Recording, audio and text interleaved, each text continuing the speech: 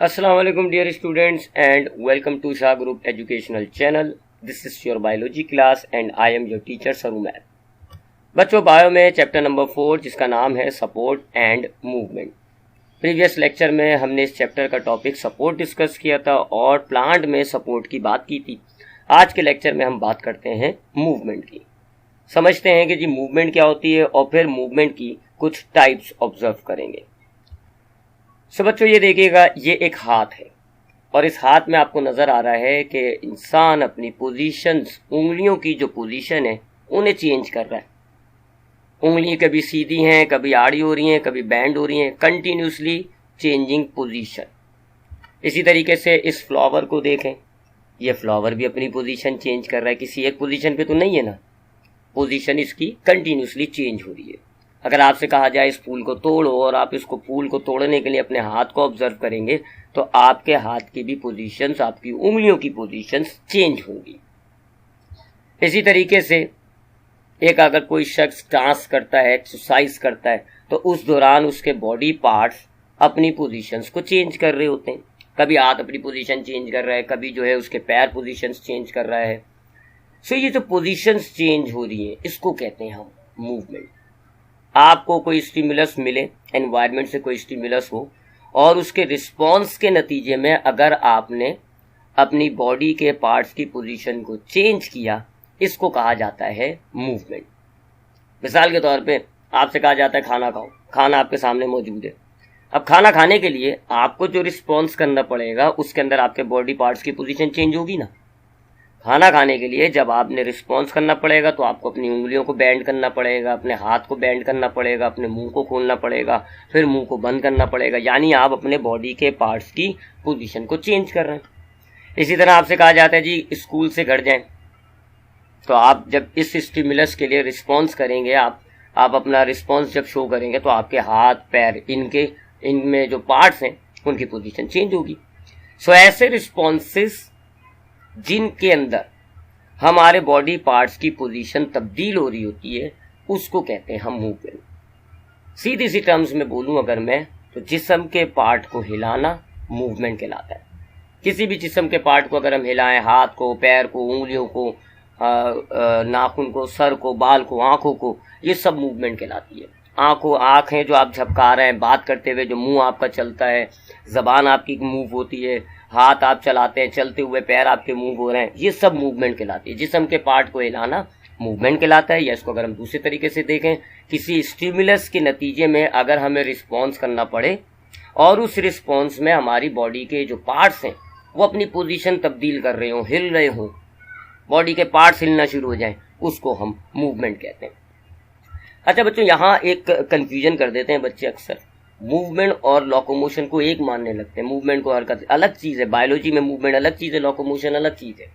Movement मैंने आपको क्या समझाया कि आपके पास कोई स्टिमुलस था जिसकी वजह से आपको रिस्पॉन्स करना पड़ा और जब आपने रिस्पॉन्स किया तो उसमें आपके बॉडी के पार्ट्स हिल रहे हैं, पोजीशंस चेंज कर रहे हैं, तो इसको आप कहते हैं मूवमेंट।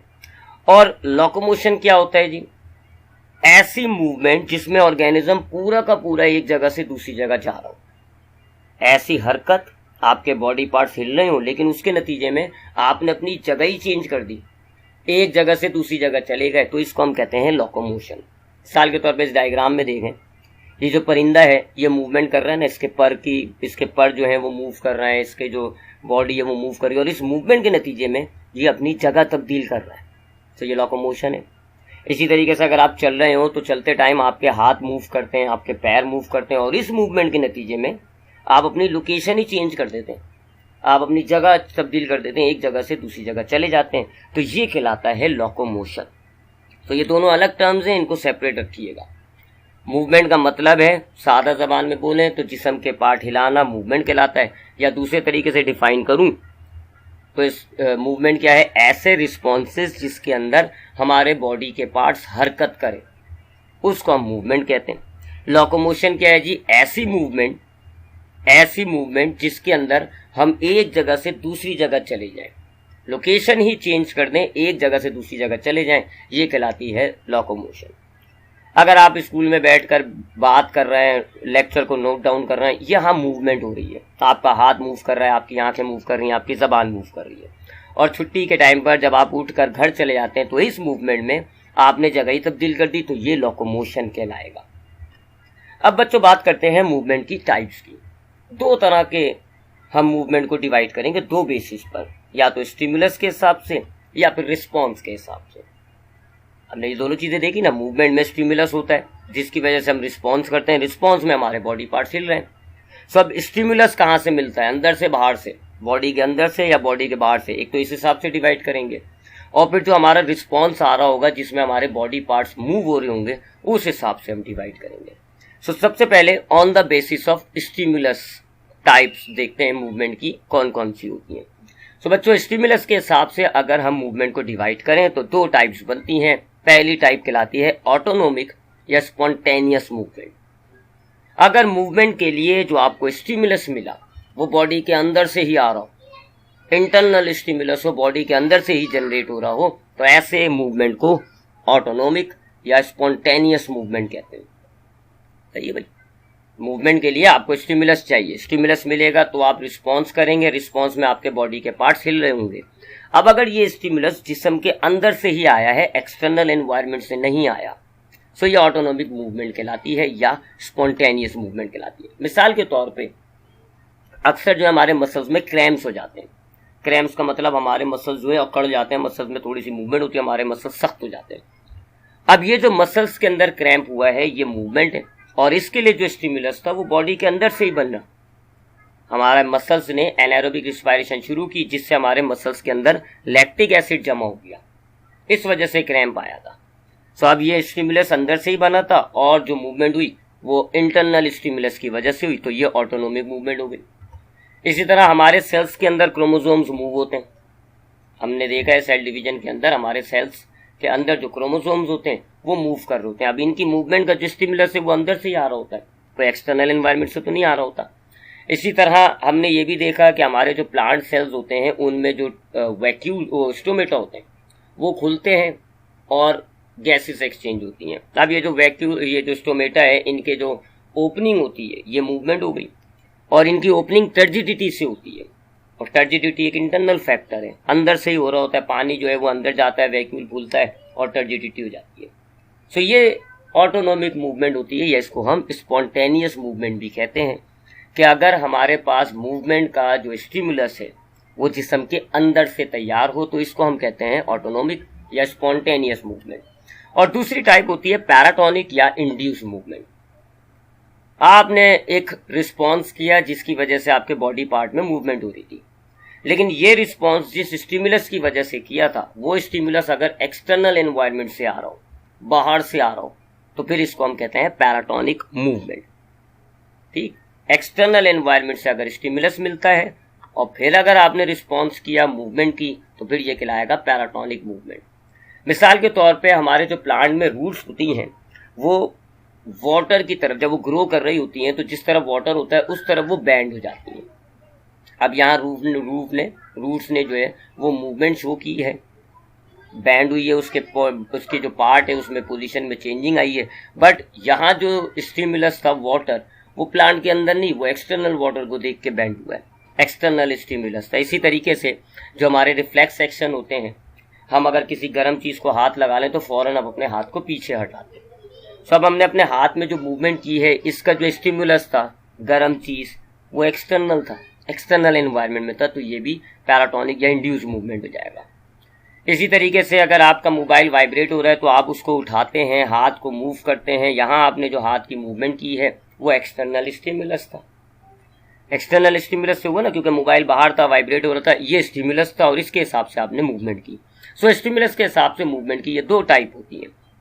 अगर मूवमेंट के लिए जो स्टिमुलस है अंदर से आता है, बॉडी के अंदर से जनरेट होता है, तो ऑटोनोमिक या स्पॉन्टेनियस कहलाता है। और अगर मूवमेंट के लिए जो स्टिमुलस है वो एक्सटर्नल एनवायरनमेंट से आ रहा है तो फिर वो पैराटोनिक या इंड्यूस मूवमेंट कहलाता है। अब बात करते हैं जी मूवमेंट की टाइप्स की on the basis of response. Stimulus भले अब आप स्टिमुलस अंदर से आ रहा हो बाहर से आ रहा हो उसको छोड़ें, अब रिस्पॉन्स मूवमेंट जो आप कर रहे हैं वो किस तर्ज की है, उसके हिसाब से तीन टाइप्स बनती हैं, टैक्टिक, ट्रॉपिक और नास्टिक। पहली होती है जी टैक्टिक मूवमेंट। इस मूवमेंट के अंदर जब ऑर्गेनिज्म को स्टिमुलस मिलता है और वो रिस्पॉन्स करता है, मूवमेंट करता है, तो वो अपनी पोजीशन को ही चेंज कर देता है, एक जगह से उठकर दूसरी जगह चला जाता है। इसको हम कहते हैं टैक्टिक मूवमेंट। ये यूनिसेलुलर ऑर्गेनिजम्स में पाई जाती है। Amoeba, euglena. अब यूग्लेना जो है लाइट को देखता है, जहां लाइट होती है अपने फ्लैजिला की तरफ, फ्लैजिला को मूव करके अपनी पोजीशन चेंज करता है और लाइट की तरफ चला जाता है। एमीबा भी फूड देखता है, फूड को कैप्चर करने के लिए अपने सीडोपोडिया की मदद से मूव करते हुए एक जगह से दूसरी जगह चला जाता है। सो ये कहलाती है टैक्टिक मूवमेंट, कि अगर ऑर्गेनिज्म को स्टिमुलस मिलता है उसकी वजह से वो मूवमेंट करें और इस मूवमेंट के नतीजे में वो अपनी प्लेस को चेंज कर दे, अपनी जगह को चेंज कर दे, तो इसको हम कहते हैं टैक्टिक मूवमेंट। ये हमें यूनिसेलुलर ऑर्गेनिजम्स में मिलती है। फिर उसके बाद दूसरी टाइप जो हमारे पास आती है वो कहलाती है ट्रॉपिक मूवमेंट। ये प्लांट्स में होती है। प्लांट्स में बहुत सारे ग्रोइंग पार्ट्स होते हैं, रूट्स होती हैं जी, वो ग्रो कर रही होती हैं, स्टेम होती हैं, वो ग्रो कर रही होंगी। उसके बाद इनको एक स्टिमुलस मिलेगा और इस स्टिमुलस की वजह से इनका जो ग्रोइंग पार्ट है वो बैंड हो जाएगा, कर्व हो जाएगा, मुड़ जाएगा। इस तरह की मूवमेंट को ट्रॉपिक मूवमेंट कहते हैं। मिसाल के तौर पे प्लांट की जो रूट्स हैं वो जमीन की तरफ ग्रो कर रही हैं। अब अगर आपने साइड में पानी मिला, रूट्स को साइड में पानी मिला, तो अब रूट्स जो हैं वो साइड की तरफ बेंड हो जाएंगी। Growing part show curvature due to stimulus. इसी तरह स्टेम जो है वो ऊपर की तरफ ग्रो कर रहा होता है, लाइट को देखते हुए ग्रो कर रहा होता है। अब अगर सूरज आपने लेफ्ट साइड पे रख दिया तो फिर सूरज, ये जो स्टेम है ये लेफ्ट साइड पे बेंड हो जाएगा। सूरज जो है वो राइट साइड पे चला जाए, इस तरह का एक्सपेरिमेंट करें कि लाइट राइट साइड से आ रही हो, तो अब जो स्टेम है वो राइट साइड पर कर्व कट जाएगा। ठीक है, तो ग्रोइंग पार्ट प्लांट के स्टिमुलस की वजह से कर्व हो जाते हैं। इसको हम कहते हैं ट्रॉपिक मूवमेंट। यहां बात याद रखिएगा, अगर स्टिमुलस की तरफ मुड़ते हैं तो इसको हम कहते हैं पॉजिटिव, और अगर स्टिमुलस जिस तरफ है उसकी अपोजिट साइड पर बैंड हो, अपोजिट साइड पर कर्व हो, तो इसको हम कहते हैं नेगेटिव ट्रॉपिक मूवमेंट। यह आपको प्लांट्स में मिलेगी, फंगस में मिलेगी, बैक्टीरिया कॉलोनी में भी ट्रॉपिक मूवमेंट होती है। और थर्ड टाइप होती है जी नास्टिक मूवमेंट। इसमें भी, ये भी प्लांट्स में ही होता है।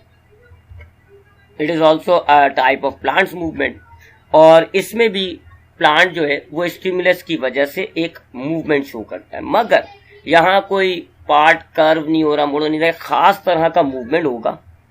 स्टिमुलस कहाँ से मिल रहा है ये मायने नहीं रखता। देखिए पिछली जो हमने पढ़ी ट्रॉपिक, मैंने आपको क्या कहा कि आपकी लाइट अगर राइट साइड से आ रही हो तो प्लांट या तो राइट साइड पर बैंड होगा या उसकी अपोजिट साइड पर। डायरेक्शन मायने रखती है स्टिमुलस की, मगर नास्टिक मूवमेंट में स्टिमुलस कहां से आया ये मायने नहीं रखता। एक तरह का मूवमेंट होगा प्लांट के पास जो स्टिमुलस के आने से ट्रिगर हो जाएगा। अब वो स्टिमुलस कहां से आता है, कब आता है, किस तरफ आता है, पीछे से आता है, आगे से आता है, डायरेक्शन मायने नहीं रखती। जैसे इस डायग्राम में आपको ये जो लीव नजर आ रहा है ये मिमोसा प्लांट का है। अभी जो मिमोसा प्लांट के लीव होते हैं ये एक तरह की मूवमेंट शो करते हैं जी, इनके लीव फोल्ड हो जाते हैं, और इस मूवमेंट का स्टिमुलस क्या होता है जी, टच। अगर आप टच करेंगे तो ये अपने इस स्टिमुलस की वजह से अपनी ये मूवमेंट शो करेंगे, लीव फोल्ड होना शुरू हो जाते हैं। आप टच करें, आगे से टच करें, पीछे से टच करें, हल्का सा टच करें, तेज टच करें, इससे कोई मायने नहीं रखता। आपने स्टिमुलस दिया और लीव ने अपनी ये मूवमेंट शो करी। तो ऐसी मूवमेंट ना जिसमें स्टिमुलस की डायरेक्शन मायने नहीं रखती, बस प्लांट के पास एक खास तरह का मूवमेंट होता है, स्टिमुलस से वो ट्रिगर हो जाता है, ऐसे मूवमेंट को हम नास्टिक मूवमेंट कहते हैं। सो ये था बच्चों आज का lecture about movement and locomotion. थोड़ा सा मैं रिव्यू दे दूं।